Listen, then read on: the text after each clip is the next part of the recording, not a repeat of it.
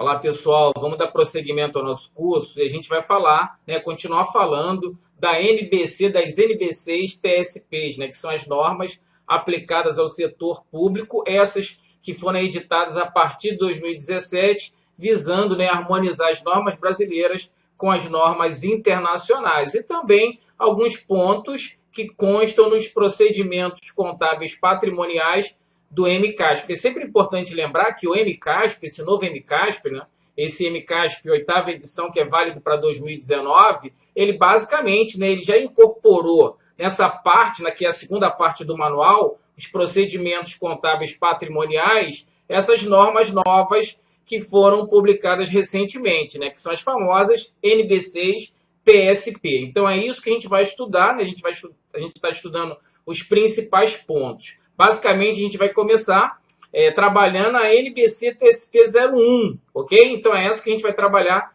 especificamente iniciando a aula de hoje. É importante, tá, gente, a gente fazer aqui uma introdução antes especificamente falar da NBC TSP 01. Porque, basicamente, é claro que todas as entidades, elas precisam de receita para sobreviver, até aquelas que não têm fins lucrativos, Elas precisam de receitas. Em regra, as receitas, que na administração pública é chamada de variação patrimonial aumentativa, ela basicamente ela é oriunda, em regra, de uma prestação de serviço ou de uma venda de bens. Então, quando o governo presta serviço ou vende bens, ele tem em troca uma receita. Essas receitas que têm uma contraprestação, elas são tratadas na NBC TSP 02. Agora, tem receita também, que são essas que são sem contraprestação, ou seja, o governo recebe uma receita, uma variação patrimonial aumentativa, mas ele não dá em troca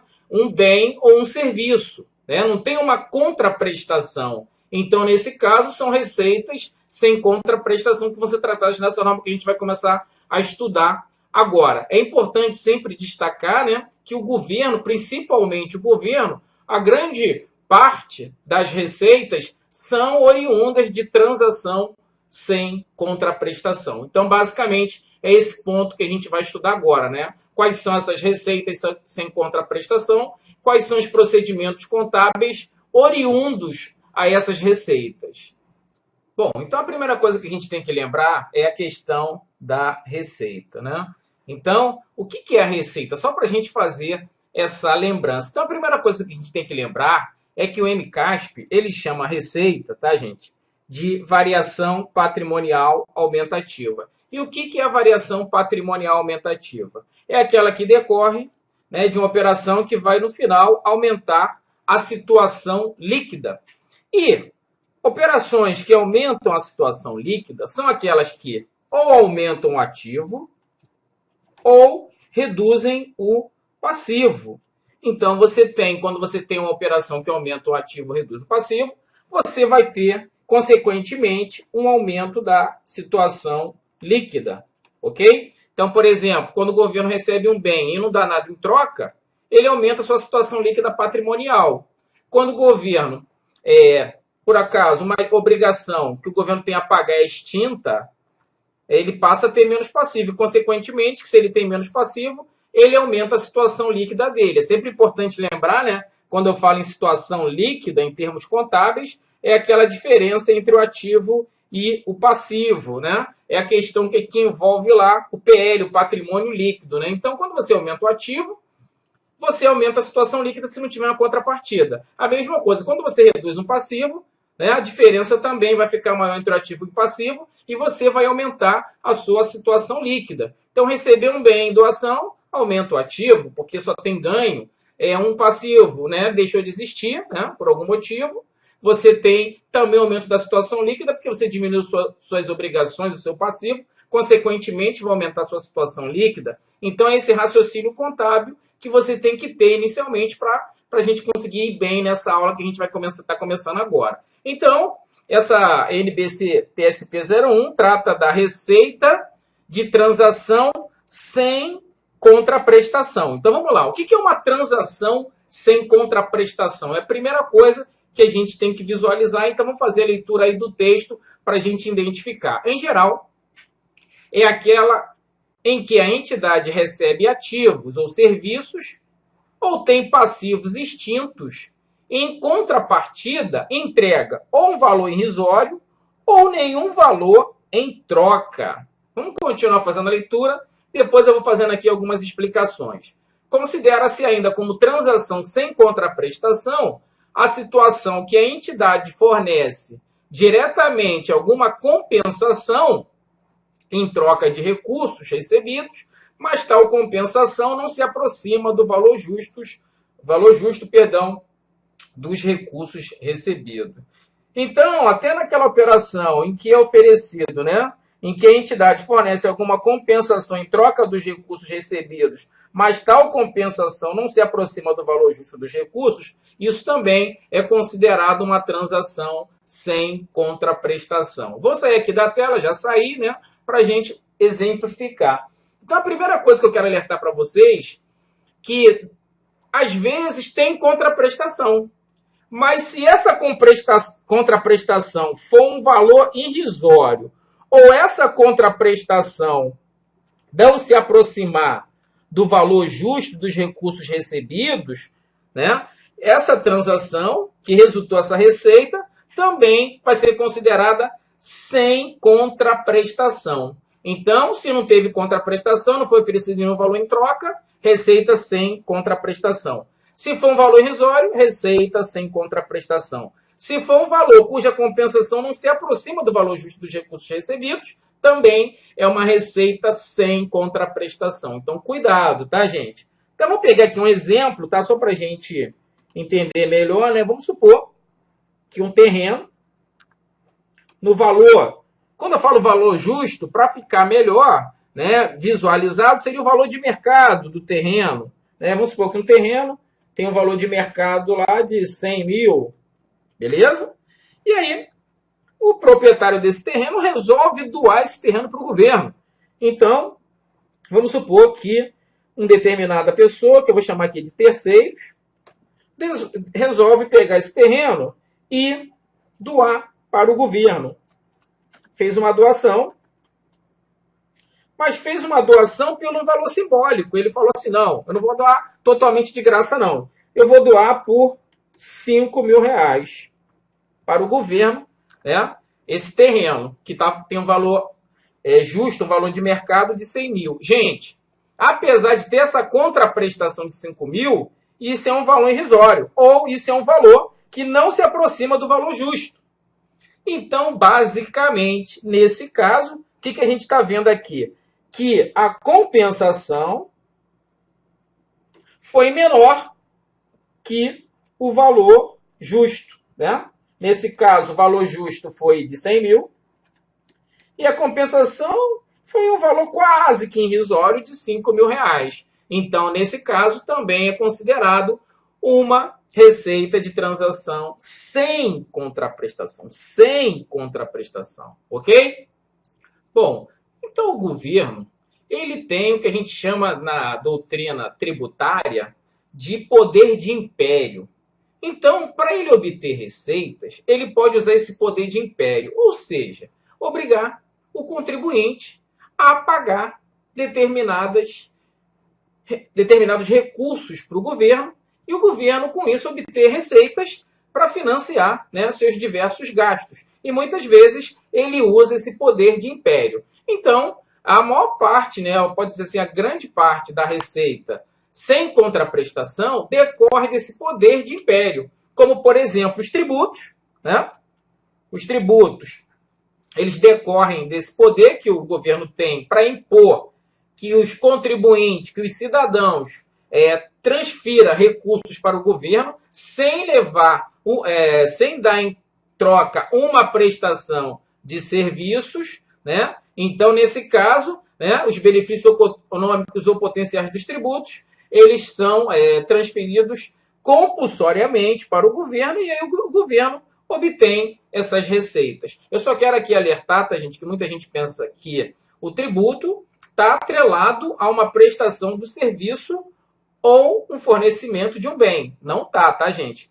o governo, claro que ele vai pegar esse recurso e boa parte desse recurso ele vai usar para custear um serviço que ele está prestando para a população, mas não tem uma ligação direta, tá? Então, por exemplo, o governo pode cobrar tributos e não prestar o serviço, tá bom? Então, só para a gente fazer aí uma relação para você tentar tirar da cabeça esse entendimento que esse tributo decorre de serviço que o governo está prestando para o cidadão. Não, é o contrário, nem sempre é isso, tá legal? Então, por isso que o tributo é considerado uma receita sem contraprestação.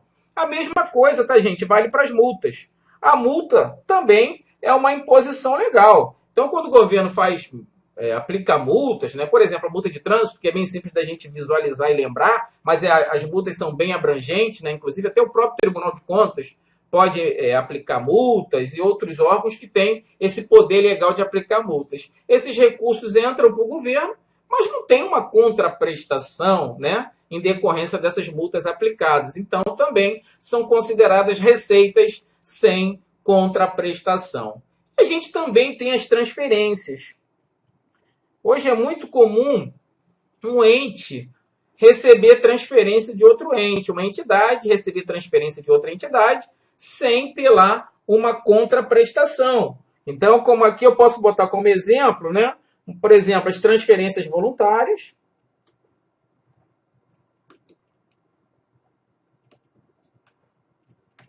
E as doações. No caso, né, especificamente das transferências que não são voluntárias, que são as transferências constitucionais, elas encaixam ali no primeiro caso, dos tributos. Essas transferências aqui, a gente, né, pela doutrina contábil, vai mais para as transferências voluntárias, que está regulamentado lá no artigo 25 da LRF, que eu vou lembrar aqui para vocês, né? Só para quem não sabe, a LRF é Lei de Responsabilidade Fiscal, Lei Complementar 101, e artigo 25, ela regulamenta o que é uma transferência voluntária e também doações, né? O governo recebe várias doações, inclusive de pessoas que morrem e não têm herdeiros, esses recursos são doados, né, para o governo. Temos as multas, como eu já falei. Então, são os 3 exemplos, né, fundamentais aí de receitas sem contraprestação. Sempre lembrando que receita é uma variação patrimonial aumentativa. É uma operação que resulta no aumento da situação líquida. Bom, então vamos agora fazer uma visualização, né, do reconhecimento, né, das regras de reconhecimento, ou seja, de contabilização da receita sem contraprestação, né, decorrente de uma transação sem contraprestação. Então vamos lá. Uma transação sem contraprestação, com entrada de recursos para o governo, via de regra, ou seja, né, em regra, gera uma VPA, né, uma receita, uma variação patrimonial aumentativa, uma receita, para o ente ou órgão recebedor.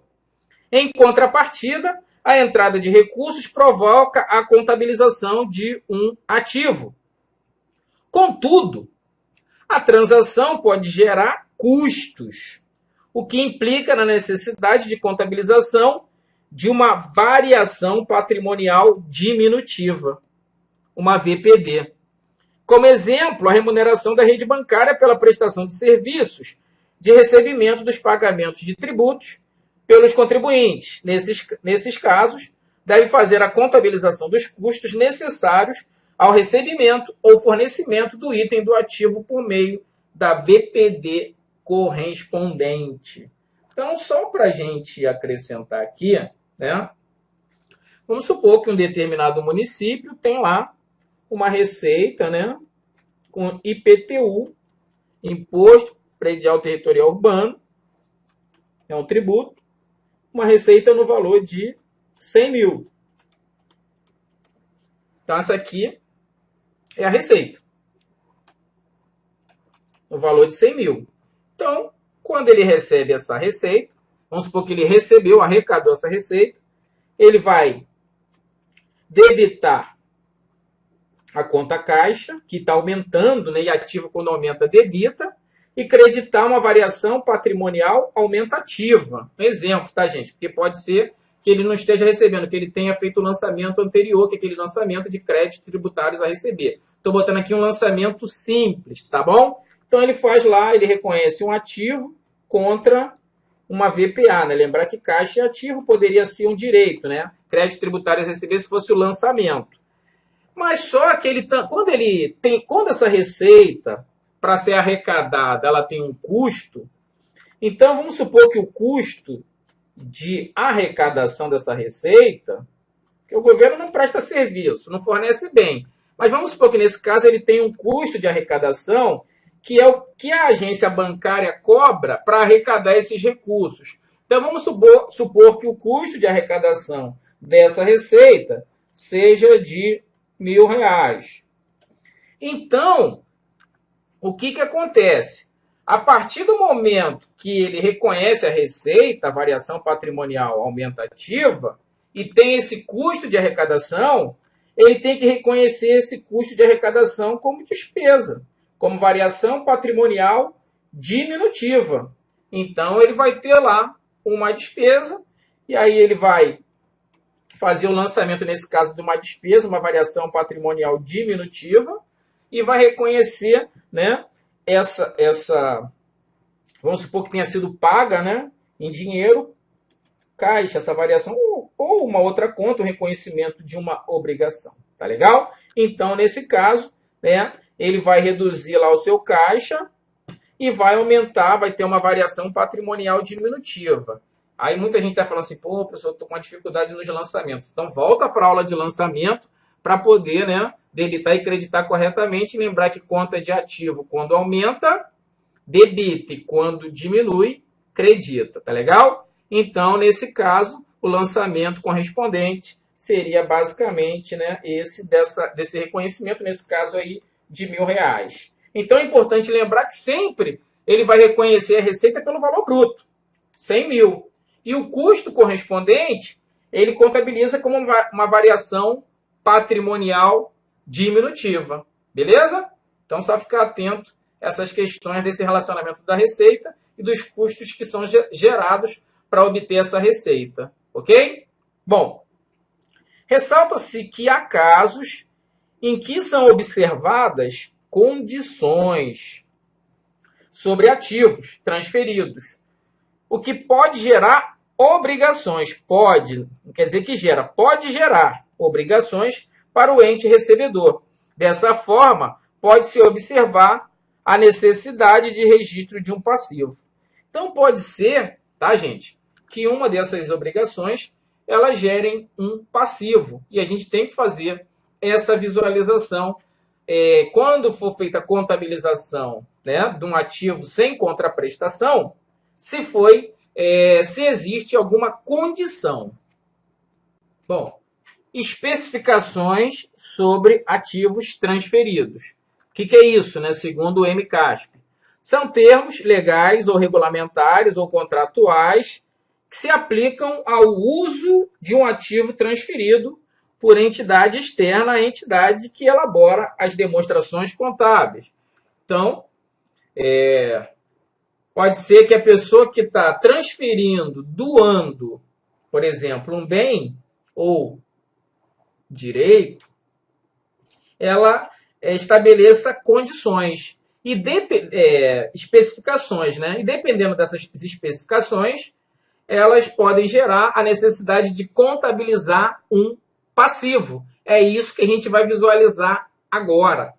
Então, condições sobre ativos transferidos. São especificações que determinam que os benefícios econômicos futuros ou potenciais de serviços incorporados no ativo devam ser consumidos pelo recebedor conforme especificado. Caso contrário, os benefícios econômicos futuros ou potenciais de serviços incorporados ao ativo devem ser devolvidos ao transferente. Caramba! Então, vamos pegar aqui um exemplo, tá? Pegar aqui um exemplo. Vamos supor que a União transferiu um recurso para um determinado município. E a transferência desse recurso, né, tenha como uma meta, né, vamos supor que tenha transferido lá, sei lá, uns 100 mil reais, e vamos supor que o município tem que aplicar esses 100 mil reais na construção de escola. Então, a União está transferindo um recurso no valor de 100 mil reais para o município, porém fala que no convênio, né, no contrato de transferência ou no convênio de transferência ou outra documentação que suporte essa transferência, estabeleça que esse recurso é para construção de escola. Então, o município só pode gastar o recurso recebido com construção de escola. Se não gastar o recurso recebido com construção de escola, esse recurso tem que ser devolvido. Por exemplo, se tivesse um prazo, em um ano tem que ser construída a escola, e se não for construída a escola, o recurso terá que ser devolvido. Então, nesse caso, existe uma condição. Então, nesse caso, por existir essa condição e essa possibilidade do ativo, tá, gente, ser devolvido, há a necessidade da contabilização de um passivo. Então, no caso de ter condições, né, como essa, né, onde tem a necessidade de devolução, a possibilidade de devolução do recurso recebido, como nesse exemplo, vai ter que reconhecer um passivo. Então, nesse caso aqui, a gente pode falar que requer o registro, né? Vou botar aqui o registro de um passivo. Então, nesse caso, o município contabiliza o ativo, né, que é esse recurso recebido, né, e contabiliza, já que pode ser devolvido enquanto ele não construir a escola, um passivo também. Então, tem a contabilização do ativo, e já que tem essa condição que pode gerar uma devolução do recurso, é contabilizado o passivo. Então, esse passivo só vai ser dado baixa quando a escola for construída e aí não houver mais a possibilidade da devolução do recurso. Beleza? Agora, e se acontecer restrições? Olha só que tem uma diferença. No primeiro caso, a contabilidade, ou o manual de contabilidade, né, o MCASP, fala em condições. No segundo caso, tanto o manual quanto a NBC TSP 01 falam em restrições sobre ativos transferidos. Então, nesse caso, né, vamos supor, são especificações que limitam ou direcionam os objetivos pelos quais um ativo é transferido. Pode ser utilizado, mas que não determinam que benefícios econômicos ou potenciais de serviços futuros devem ser devolvidos ao transferente, caso não utilizado conforme especificado. Então, nesse caso, também tem lá algumas especificações. Porém, quem está transferindo o recurso não exige a devolução do recurso, caso não utilizado conforme a especificação. Então, vamos supor aqui um exemplo, né, só para a gente deixar sempre um exemplo, uma doação de terceiros. Né? Vamos supor que nesse caso uma doação de 50 mil para o município. Então, um determinado cidadão doou 50 mil para o município, mas colocou lá uma condição. Tem que ser aplicado em saúde.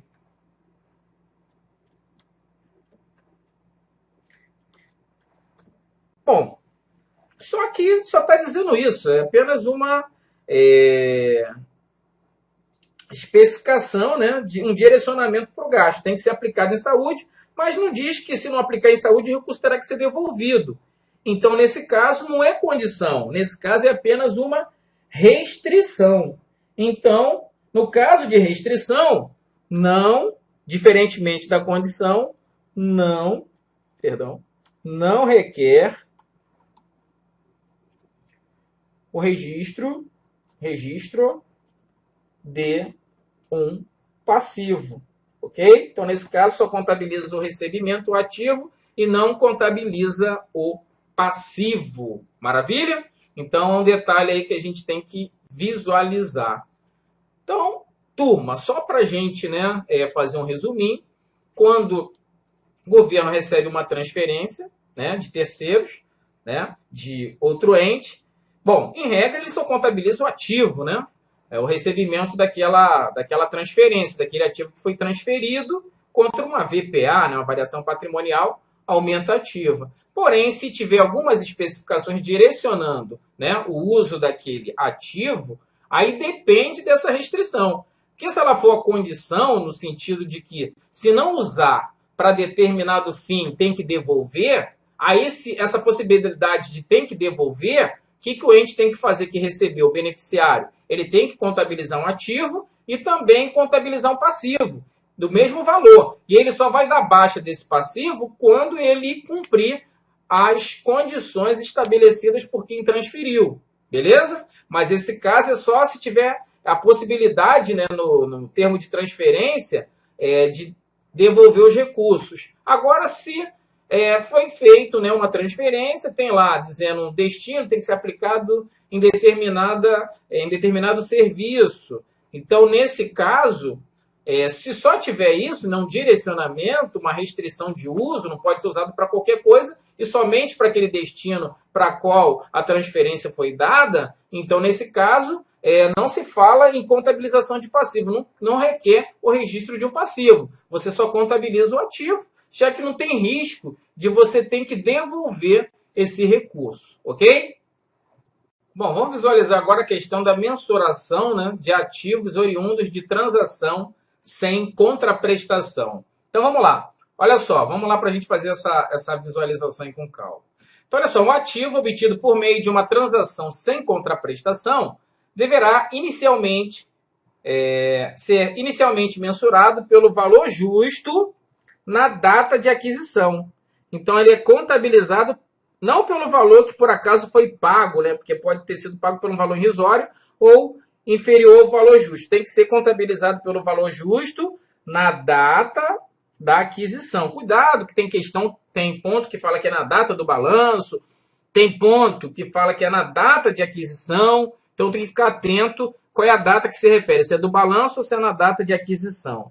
Então, tem que ser contabilizado sempre pelo valor justo.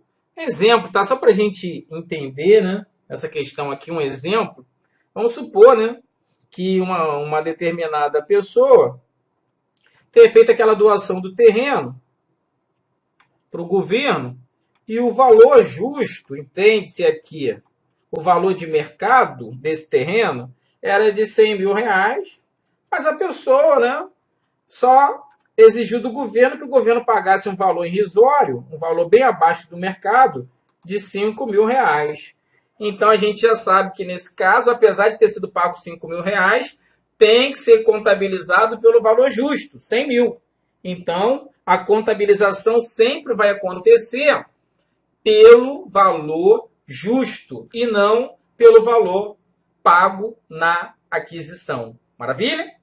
Quando for ativo que deva ser classificado como transações sem contraprestação. Lembrar que transações sem contraprestação também entra esses casos onde tem um valor pago irrisório ou abaixo do valor justo. Maravilha?